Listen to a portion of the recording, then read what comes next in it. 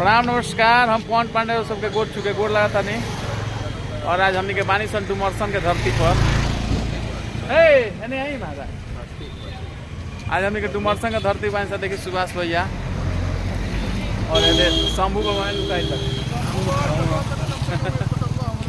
आई Saurabh धासु singer और अरुण बाबू बानी देखिए अभी हमने से नया संबंध बा। पहले से हमके जान पहचान हो लेकिन अभी व्यावसायिक रूप से पहला बार भेंट होता।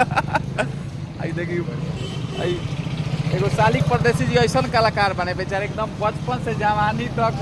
बीत गए बुढ़ापा आ गए लेकिन कलाकारी अभी तो नहीं गए। कलाकारी में काम नहीं लेकिन वो हीरो बन जाइए खाली हम चाहते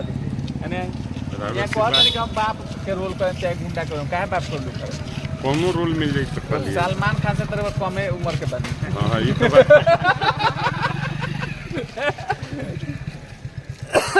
काजी बोली मैंने गलती बोल दी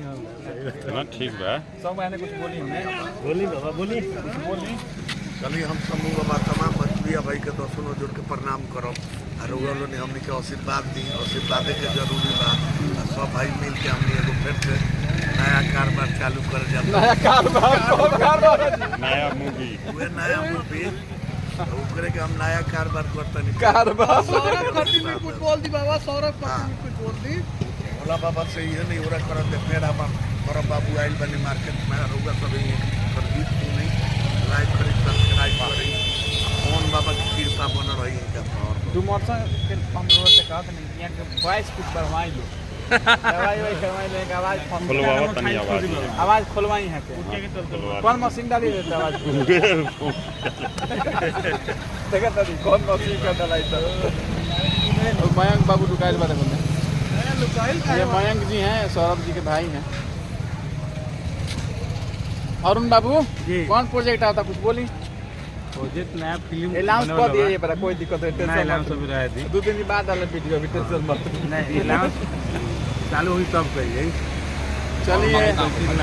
और समझी कि ये धरती सबके बहुत लगा हुआ ये बहुत अच्छा बात हमने के स्ट्रगल जाना बेरा रहे जाना हमने के लोग ना जानत रहे तो हमने के धरती से जुड़ल रही संघर्ष जीवन है भाई और करना चाहिए हर इंसान और ये जैसे बहुत कलाकार लोग चाहे खेसारी जी हो चाहे बहुत तमाम कलाकार लोग ये धरती से गुजरल बना सब देवता लोग के कृपा बा राउंड की कृपा नहीं के शंभू बाबा के कृपा बा सब जनता के कृपा बा जनता के कृपा अच्छा यहाँ के हीरो बन पाए कि नहीं पहले ना पता ना चले और अभी यहाँ के आदि शंकर भगवान फिल्म बन रहे हीरो बन देखो लड़का वीडियो बनाओ तो पहले हीरो बने को ना। चलिए प्रणाम नमस्कार और वीडियो अच्छा लगा तो जरूर शेयर करें। बहुत बढ़िया प्रोजेक्ट एगो बना था डुमरसन के धरती से सब लोग के सहयोग से अरुण जी सुभाष भैया सालिक तो भोलेनाथ के आशीर्वाद होती सब लोग मैंने पहले प्रोड्यूसर है कलाकार के बढ़ावे खातिर लेकिन अभी जो प्रोड्यूसर बनते लोग फिल्म बनावे खातिर।